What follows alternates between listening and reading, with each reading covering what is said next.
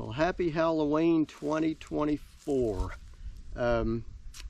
Once in a while I get a report of something other than Sasquatch, and I've shared a few of those with you. Now this one I got here comes from several years ago, or at least the incident reported to me took place several years ago, and it involves what may be an encounter with an extraterrestrial or alien being. So I thought I would share this with you. This involves, like I said, not a cryptid, but rather possibly an extraterrestrial type being. And the individual that sent this to me, because of his career and standing in his community, asked me to keep his identity confidential, which I certainly respect that.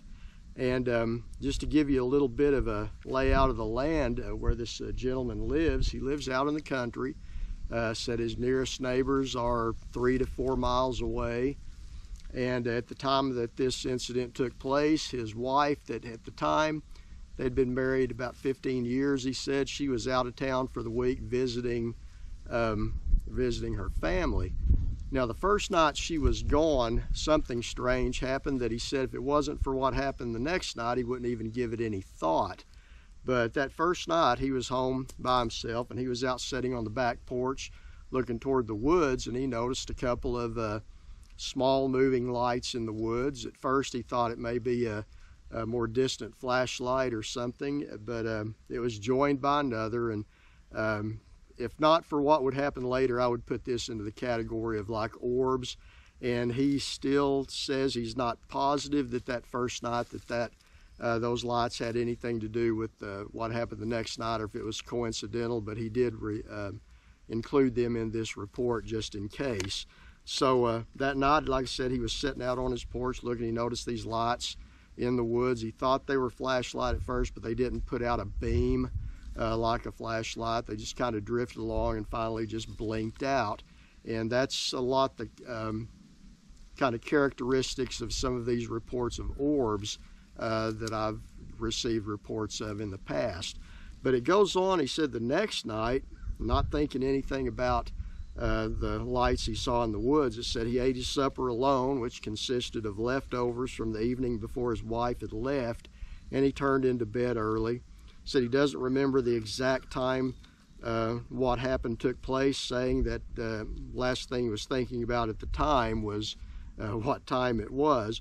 But he said sometime after falling asleep, he awoke to find his bedroom filled with a bright bluish light that was coming in through the window, filling his room. And he said he sat up in bed and he saw a small human-like figure standing at the foot of his bed, quote, looking at him. His description of the creature was that it was roughly 3.5 to 4 feet tall, slight of build, with a head that seemed too big for its body. He said due to the brightness of the light coming through the window behind it, he couldn't make out any facial features or color of the figure as it stood still and just silently faced him.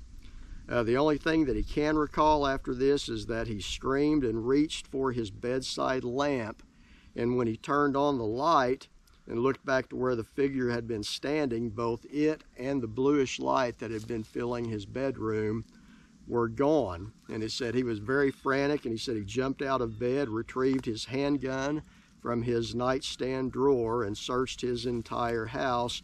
And he was convinced still this time whatever it was had to be inside the house still. And I asked him why he thought it would still be inside the house, and he answered me and said, well, the windows were closed, so it couldn't have come in that way. So he was sure that whatever this was still inside the house, even though no evidence of it in the room was there and the bluish light that he had experienced was gone.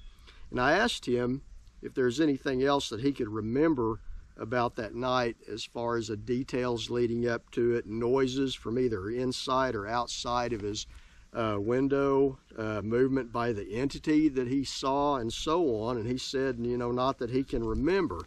He said, I actually don't remember that there was any sound at all. And he said, as far as he could recall, there was no noise of any kind. And as far as the entity at the foot of his bed, he said he never saw it move. It just stood there silently facing him. He said it, he said it was looking at him, but he said he turned the light on, it was gone, but he could not make out the facial features of it. So, and that's the extent of that report. Very disturbing and terrifying, if you think about that happening to you. So what exactly did this man encounter at that time? And we could ask the question, were the lights that he saw in the woods connected to the encounter with the entity in his house? Or was it merely a coincidence? What was the being that he saw in his bedroom at the foot of his bed? Was it possibly an extraterrestrial life form, an alien, if you will? And the light he saw streaming through his window, perhaps coming from the craft that brought it there? Or could it have been simply a waking dream? We don't know. He adamantly said to me that no, this was not a dream. He said, I was sitting up in bed fully conscious when he looked at it. He said, I was fully awake by that time, and he said, I have no idea how it got there or where it went to, but it was still there. It was there, that I know. So, and that was the end of his encounter that he shared. And it seemed like if he was making something up, he would have added something more to it than that. But yeah, like I say, if that happened to you or me, I would think that would be pretty disturbing. But encounters like this are not uncommon in regard to the UFO, or the new buzzword for it, UAP today, investigations of this kind, and reports of people waking up in their house to find these small humanoid type creatures with the frail bodies and the large bulbous heads, and many times reports of them having large almond shaped eyes standing near their beds, have been investigated and documented by many people over the past few decades. They use the term grays to describe them often. We know men such as Bud Hopkins. I've read some of his books. Bud Hopkins, Dr. Johnny Mack, Whitley Strieber, and many more have documented and investigated these things, written books about them, and it's quite a mystery. Many of these accounts are tied to the alien abduction phenomenon, which brings up a whole new slew of questions. And I've received other reports similar to this that I may share with permission, of course, at a later date. So, and sometimes we know, or I've read anyway, that memories of these events are repressed and only brought out in detail through hypnosis, with the person only remembering small patches of things until they're put under like a regression hypnosis, and they recall some very disturbing and terrifying events. Now, this gentleman said he had no desire to go through anything like this, to try to recall anymore, and he said as far as he knows, anything like this never happened again to him, which he is happy about that if it hasn't. So anyway, like I said, I get other reports other than just Bigfoot and cryptid reports, and this definitely falls into the category of more in the title of this channel, Bigfoot and More.